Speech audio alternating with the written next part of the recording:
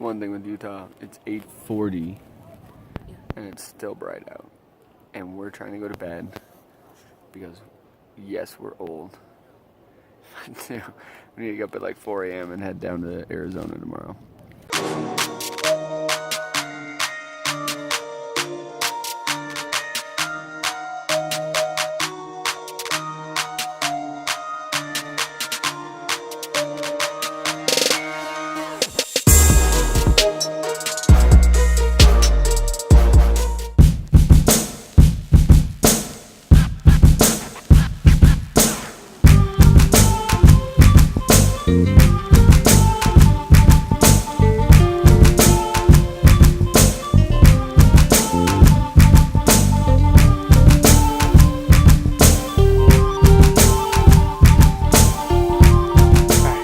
Bryce about 4:40, got to the 89 about 5. Been driving ever since. It's about 6 o'clock. Last major place we saw was Glendale, I think the city.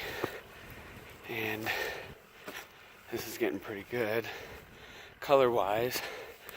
So I wanted to stop, get out here, see what I could get on camera really quick while the girls sleep in the car. Because that's what I do. There's a state park a little ways back. It's called Pink Coral Sand Dunes, I think. And this is why. Pretty cool color, like pinkish sand. Alright, so we made it to Kanab. It's 7 o'clock. We're gonna go find some breakfast really quick. Okay, so we found a little place called Jakey Lay's Bakery and Cafe. It's the only place open right now. But this is pretty impressive. 89 skiers behind one boat at Lake Powell for the world record. I don't know how long ago that was, but probably has been broken by now, but that's pretty impressive still.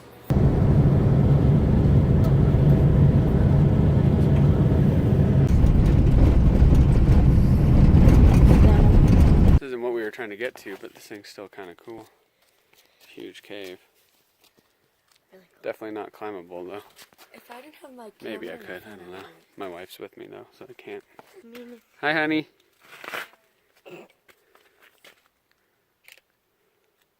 Okay, so small snafu this morning. I didn't read the wave article that well because the lottery drawing was for you go for the following day. So you don't hike the same day. I assumed it would be the same day. I mean, that would make the most sense if you were going through, but it would be for the next day, and obviously we're not staying until tomorrow, so the wave was no-go. So we continued on to plan B, which was finding Skylight Arch, which is along 89. And we found one area where we thought it might be, but there was a gate closing it off, so we tried a different road, and now we're kind of in the middle of nowhere.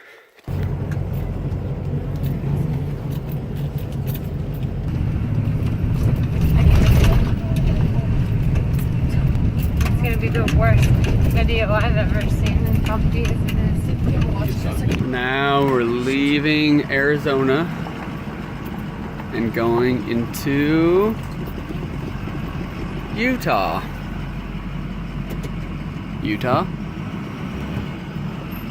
Arizona, Utah. So we traced back, found one of the Skylight Arch is. And it's a good 2-hour hike each way. It'll be 4 hours. It's like 9:45. It's already 87.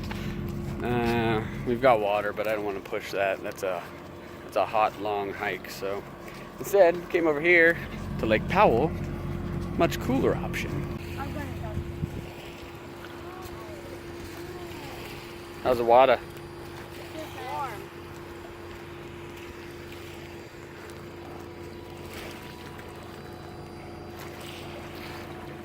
You can actually see that arch from right here. It's that center one. You can see the light coming through it.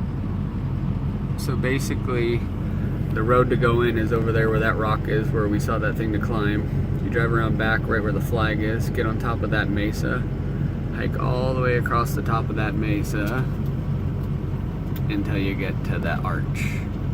It's really big up there. It doesn't look too dramatic from down here, but I don't know. It's gonna bug me not going. Oh well.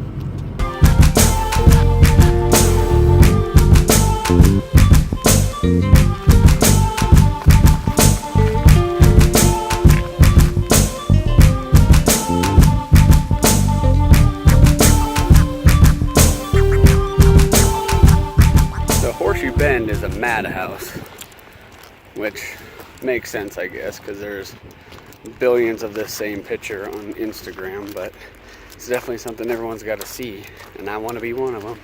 So the hike out to the bend, a little bit of an uphill and then a downhill, but on the way back it's a pretty gradual uphill hike. So they do suggest that you bring water, and that's the reason why. Whoa, and it does get slippery too. But definitely wear some shoes, bring some water. It's a good little hike.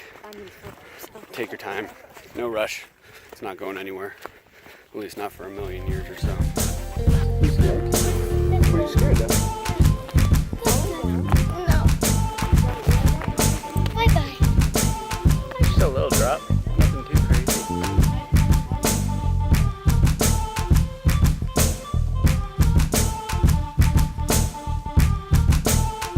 Okay, so that's a hike. We're sweating. So that gazebo is only about a quarter of a mile in, so once you go up that hill, it's definitely deceiving. It's not what it appears to be. So take water, take shoes, be prepared. It's like 10 o'clock, 4th of July weekend on the Monday, so it's pretty busy.